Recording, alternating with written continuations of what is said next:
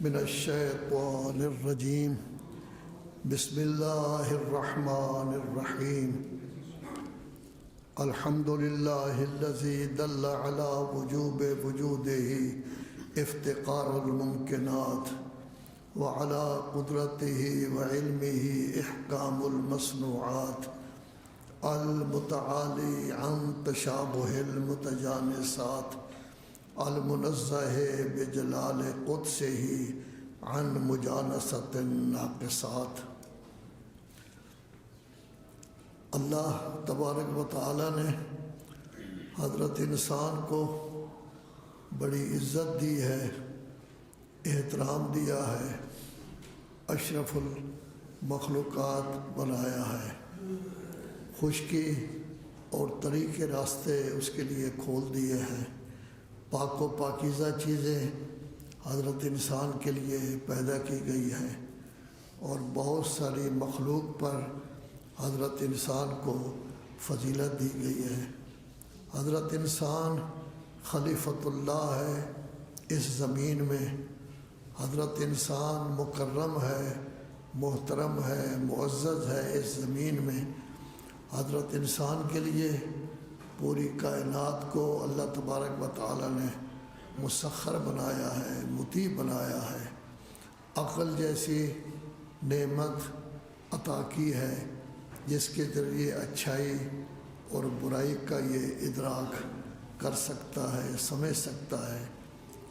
عقل کی مدد کے لیے انبیاء، اولیاء، رسول، امام، ولی بھیجے اور ساتھ ہی ساتھ کتابیں بھیجی تاکہ انسان ان کتابوں کو سامنے رکھتے ہوئے فائدہ اٹھائے اور اللہ کے احکام پر عمل کرے۔ سورہ بنی اسرائیل جو 50ویں صورت ہے قرآن مجید کی، 15ویں پارے کی پہلی صورت ہے، اس میں بنی اسرائیل کا ذکر کیا گیا۔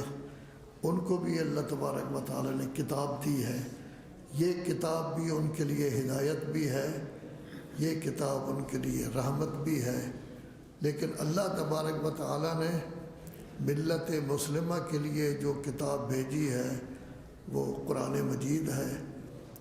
ذکر ہو رہا ہے اِنَّ هَذَا الْقُرْآنَ يَهْدِي لِلَّتِي هِيَ أَقْوَمُ، کہ قرآن مجید بہت زیادہ راہبری کرتا ہے ان مسلمانوں کی جو قرآن مجید پر ایمان لائے، اس قدر راہبری کہ اس پر عمل کرتے ہوئے انسان پوری دنیا کا حاکم بن سکتا ہے، حکومت کر سکتا ہے، پوری دنیا کا نظام بہترین انداز میں چلا سکتا ہے۔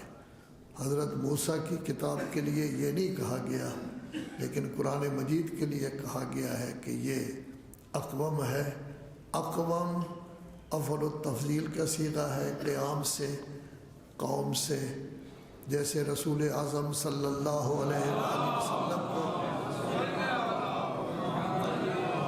حکم دیا گیا یا ایھا المدثر قم فانذر وربک فاکبر، فکبر، اے مدثر، لحاف اوڑھ کر سونے والو، کمبل اوڑھ کر سونے والو، قیام کرو، کھڑے ہو جاؤ، تبلیغ کرو، اللہ اکبر کہتے ہوئے لوگوں تک احکام شریعت پہنچاؤ۔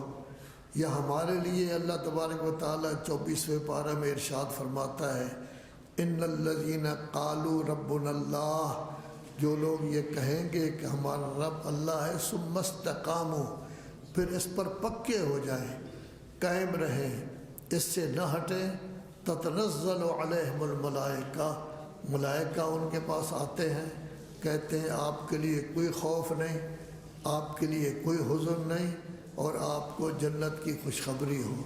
تو انسان جب بھی کام کرتا ہے تو زیادہ تر کھڑے ہو کر کام کرتا ہے، تو قیام اس لیے کہا گیا ہے۔ لیکن قرآن مجید کے لیے کہا گیا کہ سب سے زیادہ سیدھا راستہ قرآن مجید ہے۔ سب سے بڑا نظام حیات کہ ابتدائے زندگی سے لے کر آخر زندگی تک انسان کے لیے قرآن مجید ہے۔ وہ نظام جو انسان کو عدل و انصاف کا حکم دیتا ہے وہ قرآن مجید ہے۔ قرآن مجید ایسا بہترین نظام ہے کہ اس کے احکام انسان کے لیے آسان ہیں، اس کے احکام انسان کے لیے مشکل نہیں، اس کی طاقت کے مطابق ہیں۔ لا یکلف اللہ نفسا الا وسعها۔ قرآن مجید وہ کتاب ہے کہ جس میں ایسے احکام آئے ہیں جو بالکل آسان ہیں، آرام سے کیے جا سکتے ہیں۔ الشریعت سمحۃ سہلہ، اللہ نے جو شریعت بھیجی ہے وہ آسان بھی ہے اور ساتھ ہی ساتھ انسان کے لیے مفید بھی ہے، بڑے آرام سے کر سکتا ہے۔ کیا کہنا اللہ تبارک و تعالیٰ کے احسان کا، کرم کا کہ 24 گھنٹے اس میں ہمارے لیے صرف 17 رکعت نماز واجب ہے۔ ویسے 51 رکعت بھی کوئی زیادہ نہیں ہے جو پڑھنی ہے ہم نے تہجد سمیت، لیکن 17 رکعت واجب ہے۔ چلو مستحبات نہیں پڑھتے تو واجب تو پڑھو، وہ تو کم از کم اول وقت میں پڑھو۔ انتظار کرو کہ آیا زوال ہو گیا ہے یا نہیں، جب زوال ہو جائے تو فوراً نماز پڑھ لو۔ تو 17 رکعت 24 گھنٹے میں انسان کے لیے واجب قرار دی گئی ہے۔ پوری زندگی میں ایک دفعہ حج واجب قرار دیا گیا ہے، باقی مستحب ہے، جائیں گے تو ثواب ملے گا، لیکن واجب ایک ہی دفعہ ہے۔ اللہ تبارک و تعالیٰ نے پورے سال میں 1 مہینہ کے روزے ضروری قرار دیے ہیں، وہ بھی گویا کہ دن کے روزے ہیں کہ دن کو روزے رکھنے ہیں، تو تمام احکام ان کے لیے آسان ہے۔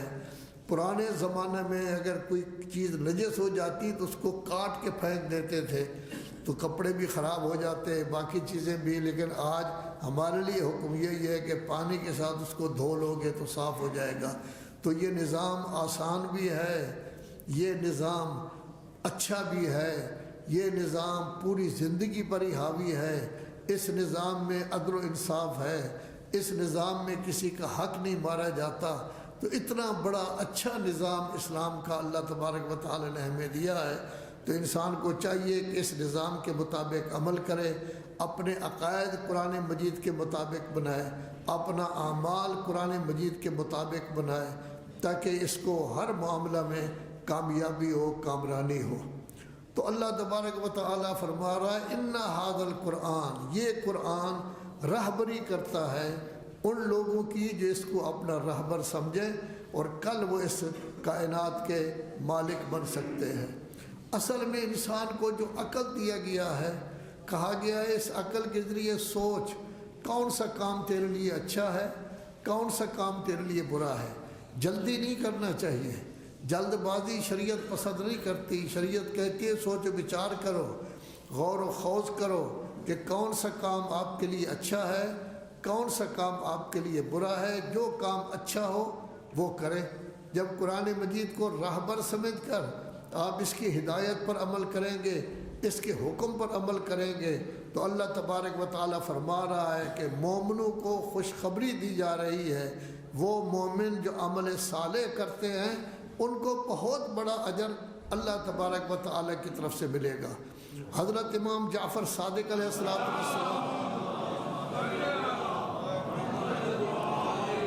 ارشاد فرماتے اعرف طریقہ نجات کا و ہلاک کا، سوچ سمجھ غور کر کون سا طریقہ ایسا ہے جس کی وجہ سے تجھے نجات مل سکتی ہے، کون سا طریقہ ایسا ہے جو تیری تباہی کا موجب بنتا ہے، تاکہ اس طریقے کو تو اختیار کرے کہ جو طریقہ تیرے لیے اچھا ہے، ایسا نہ ہو کہ غلط طریقہ اختیار کر کے تو ہلاکت کی طرف چلا جائے۔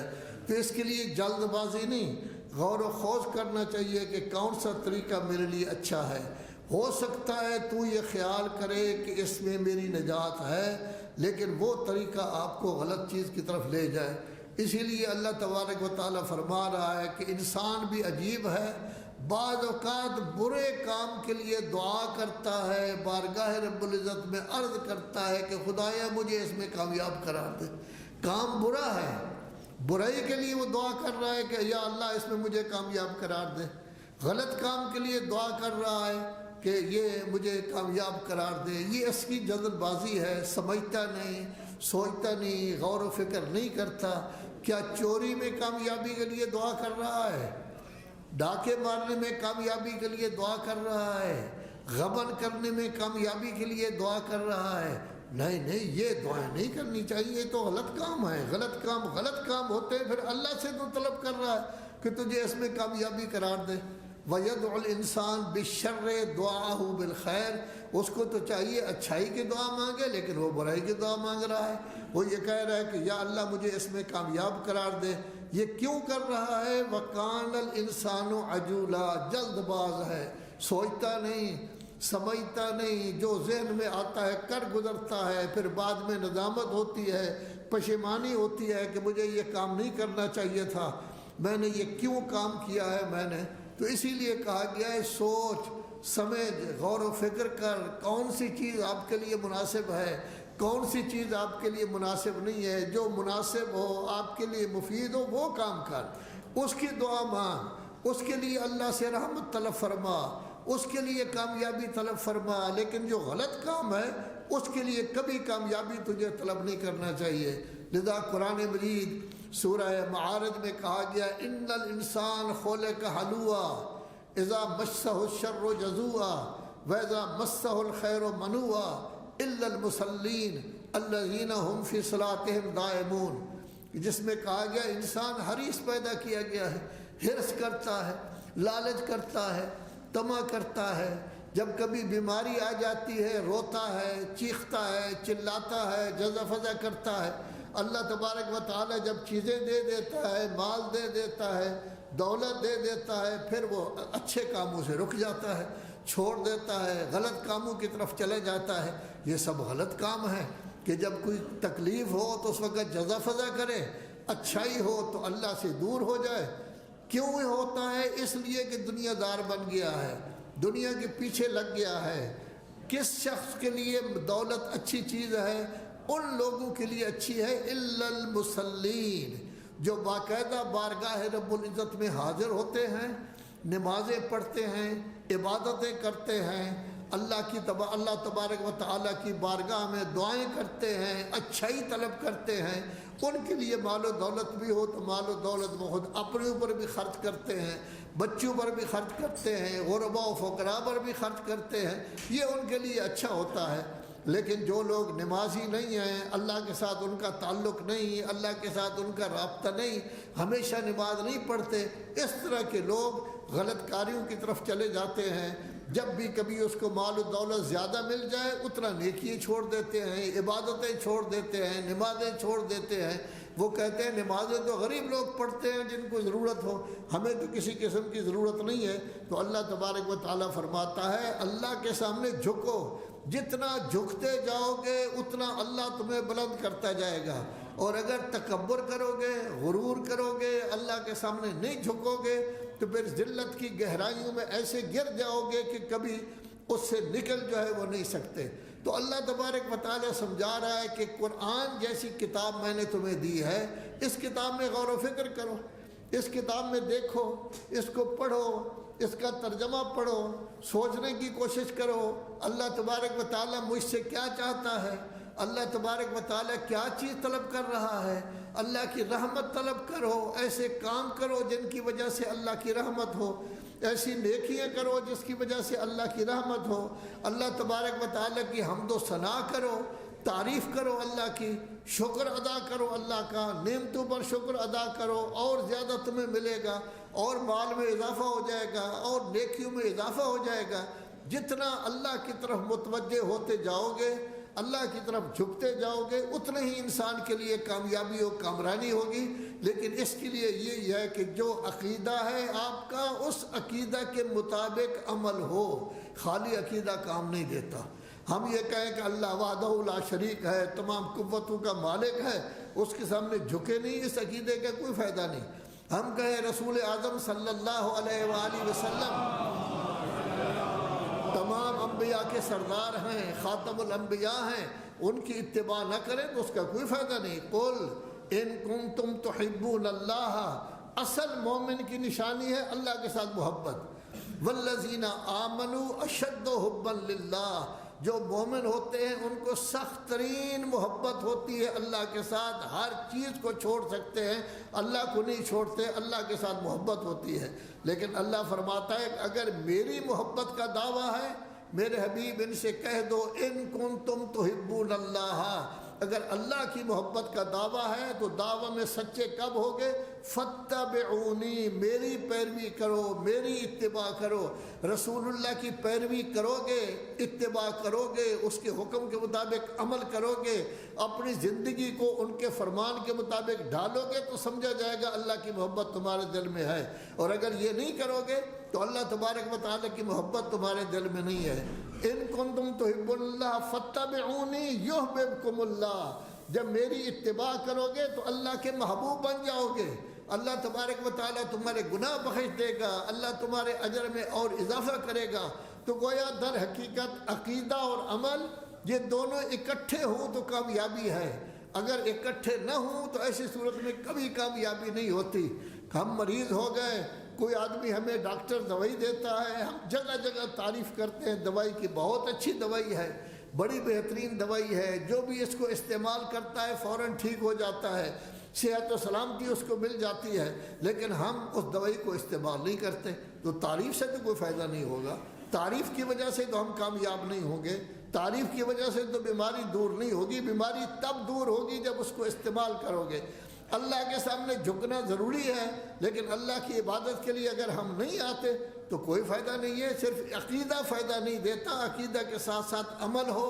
عقیدہ میں سچائی تب ہوتی ہے جب اس کے مطابق عمل ہو، اگر عقیدہ میں عمل نہیں ہے تو ایسی صورت میں عقیدہ انسان کا کھوٹا ہوتا ہے، اس میں سچائی نہیں ہوتی، بس زبانی ہے، لک لسانی ہے، زبان سے دہرا رہا ہے، لیکن اس عقیدہ کو کبھی عقیدہ جو ہے وہ نہیں کہا جائے گا۔ اللہ تبارک و تعالیٰ ارشاد فرما رہا ہے کتنے میرے احسان ہیں تم لوگوں پر، کہ میں نے دن کو روشن بنایا ہے آپ کے لیے، رات کو میں نے تاریک بنایا ہے۔ دن کو کیوں روشن بنایا ہے؟ کام کاج کرو، مزدوری کرو، کارخانے اپنے چلاؤ، کاروبار اپنا چلاؤ، ہر چیز چلاؤ۔ آپ کو روشنی کی ضرورت ہے، روشنی آپ کو دن میں مل گئی ہے اور کسی چیز کی ضرورت نہیں ہے۔ اللہ تبارک و تعالیٰ کا فضل طلب کرو، تو اللہ تبارک و تعالیٰ نے تمہارے لیے یہ بنایا ہے، رات کو تمہارے لیے تاریک بنایا ہے تاکہ آرام کرو، تاکہ اس میں آرام کر سکیں، سکون کر سکیں۔ دن میں تھکے ہوئے ہیں، قوت مزمحل ہو گئی ہے، کمزوری ہو گئی ہے، تھکاوٹ ہو گئی ہے، رات کو جس وقت سو گے فریش ہو جاؤ گے، صبح بالکل ٹھیک ٹھاک ہو گے، پھر دوسرے دن کے لیے تیار ہو جاؤ گے۔ اللہ تبارک و تعالیٰ نے یہ نظام، پھر اللہ تبارک و تعالیٰ نے سورج اور چاند کی وجہ سے تمہارے لیے حساب کتاب آسان کر دیا ہے۔ اب اتنے دن ہو گئے، اب اتنے راتیں ہو گئی، اتنے مہینے ہو گئے، اتنے سال ہو گئے، حساب کتاب آپ کر سکتے ہو۔ تمہارے حساب کتاب کے لیے چیزیں ساری جو ہے وہ صحیح ہے۔ اسی مطلب کو مولا کائنات امیر المومنین علی ابن ابی طالب کا ایک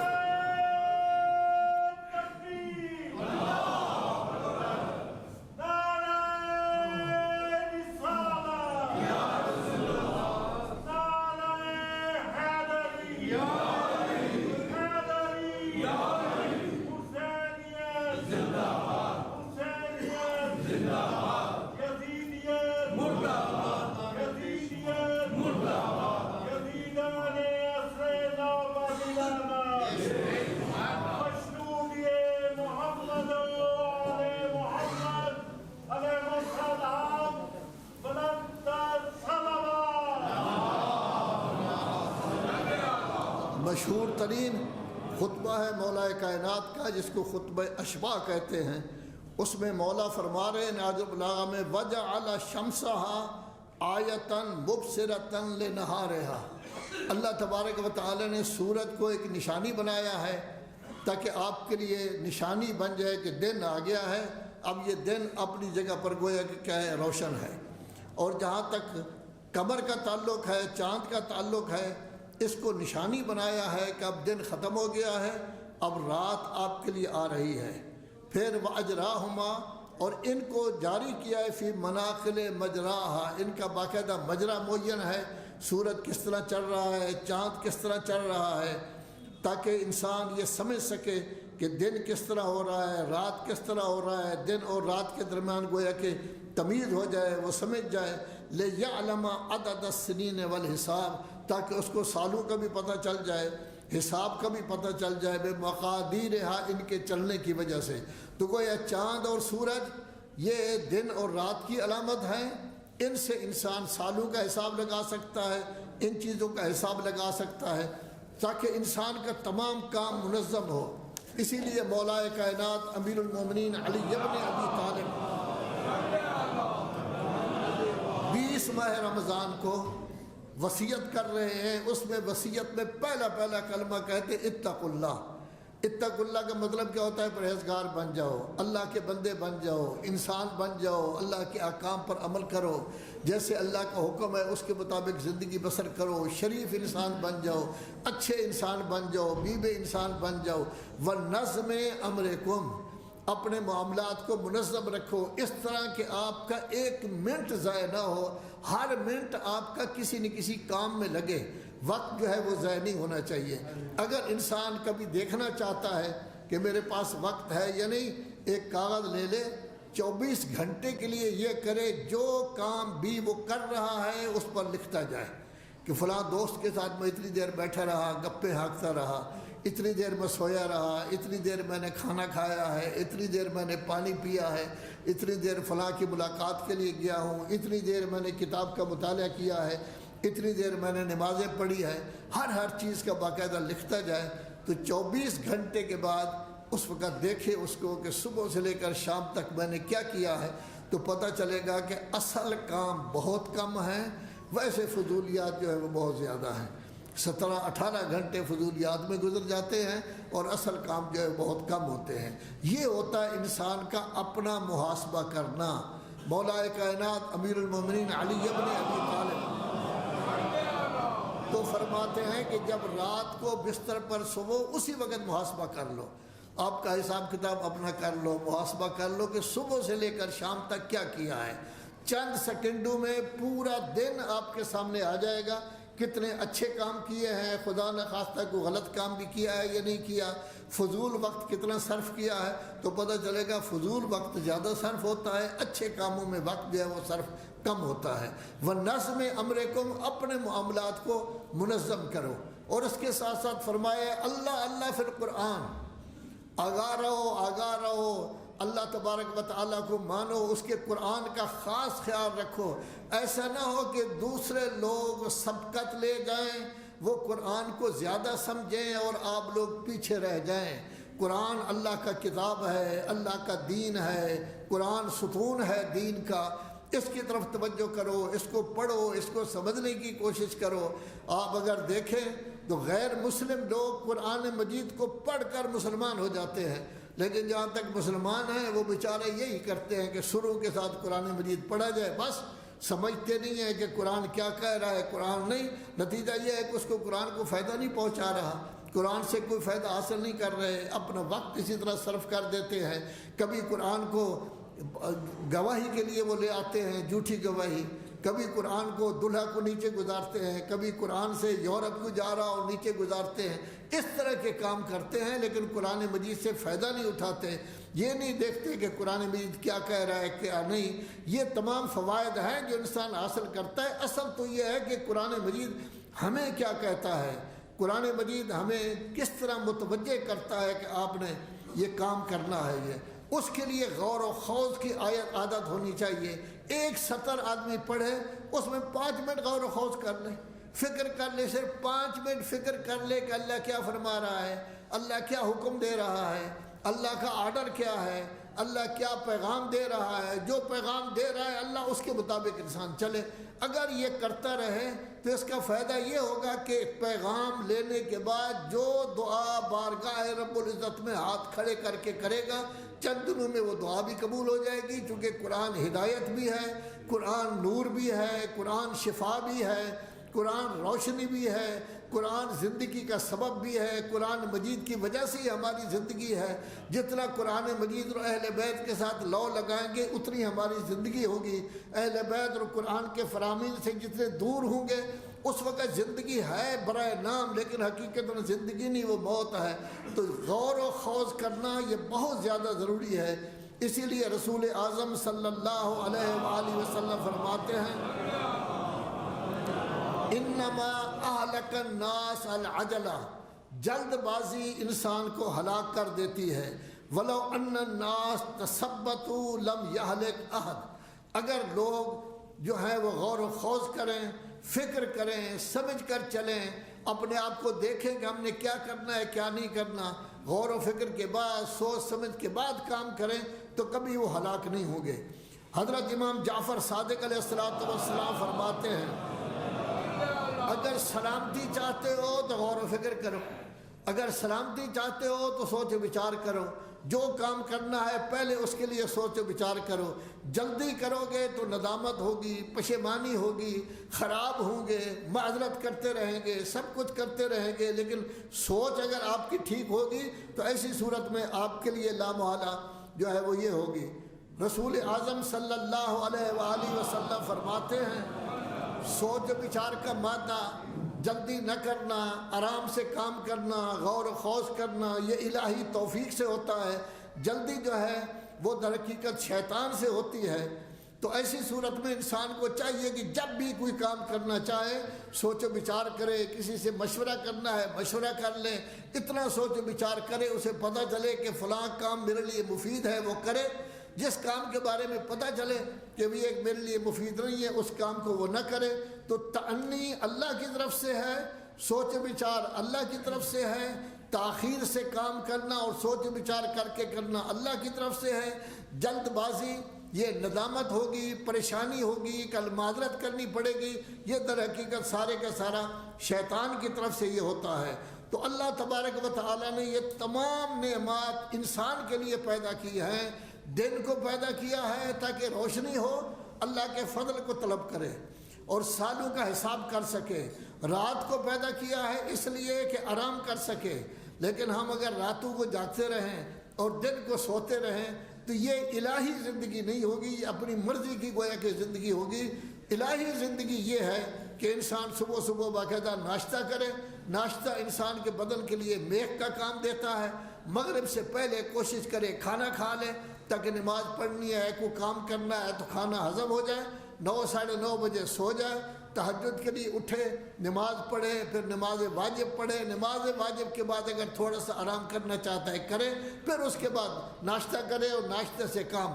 اس طرح اگر آپ نے آپ کو منظم کرے گا تو یہ گویا الہی تنظیم ہے جو اس کے بارے میں یہ کہا گیا ہے۔ اور آج کل تو شماریات کا زمانہ ہے، ہر چیز کو باقاعدہ شمار کرتے ہیں کہ کس طرح ہے کس طرح نہیں، تو ہر چیز کا حساب کتاب کر کے انسان کرے گا تو ایسی صورت میں پھر کامیابی و کامرانی ہوگی۔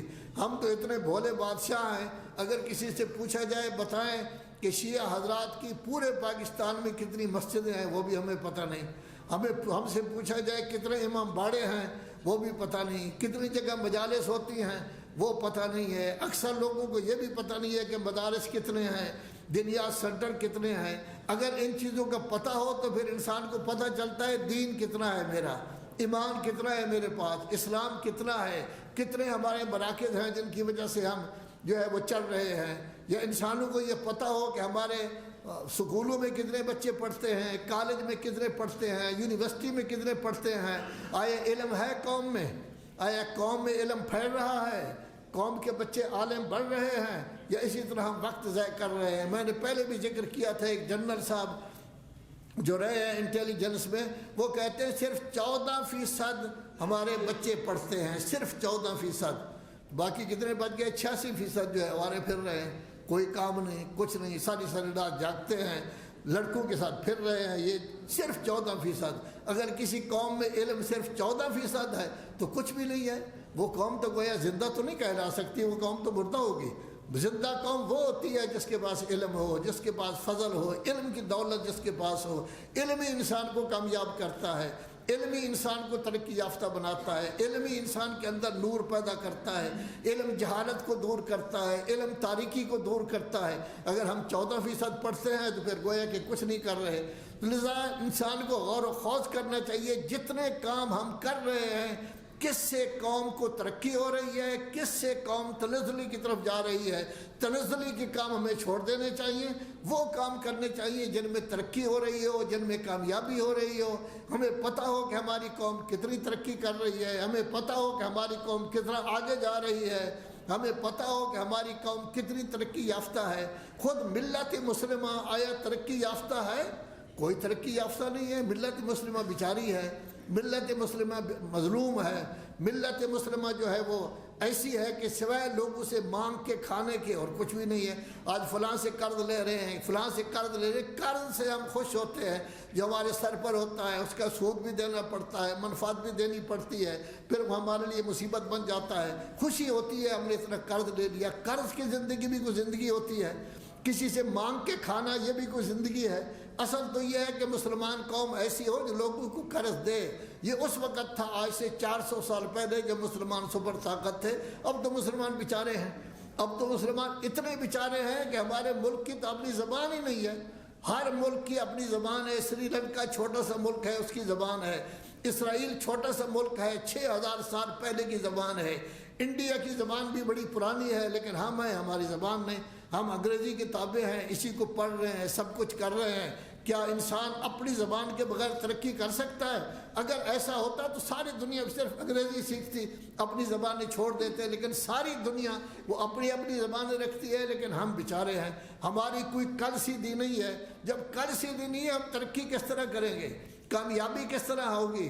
ہر چیز اتنی مہنگی ہو گئی ہے کہ انسان کچھ چیزیں خرید ہی نہیں سکتا، قوت خرید ختم ہو گئی ہے انسان کی۔ تو ایسا انسان کس طرح زندگی بسر کرے گا؟ کس طرح وہ اپنے آپ کو کامیاب کرے گا؟ یہ سب کچھ اس لیے ہے کہ ہمارے پاس دنیا ہے، قرآن کی طرف ہم نے توجہ نہیں کیا، اہل بیت کو چھوڑ دیا، اہل بیت کے ساتھ ان لوگوں نے تو تعلق ہی نہیں رکھا۔ ہمارا تعلق بھی صرف زبانی کلامی ہے کہ مجالس ہم ان کی کر لیتے ہیں، اس میں تبرک بھی ہوتا ہے، کھانا بھی مل جاتا ہے، انجمنوں کو بھی فائدہ ہوتا ہے، سننے والوں کو بھی ہو جاتا ہے کہ چلو کچھ نہ کچھ سن لیا، اس کے علاوہ ہم کوئی کام نہیں کرتے۔ کاش ہم فرامین معصومین پر عمل کرتے، قرآن مجید پر عمل کرتے۔ قرآن مجید کہہ رہا ہے مجھے اپنا راہبر مانو، پوری دنیا کے حکمران بن جاؤ گے۔ آج اگر ہم حکمران نہیں تو اس کا مطلب یہ ہے کہ ہم نے قرآن مجید کو ابھی تک اپنا راہبر نہیں بنایا۔ ان احسن الحدیث وابلغ الموعظۃ کتاب اللہ۔ اعوذ باللہ من الشیطان الرجیم، بسم اللہ الرحمن الرحیم۔ والعصر ان الانسان لفی خسر الا الذین آمنوا وعملوا الصالحات وتواصوا بالحق وتواصوا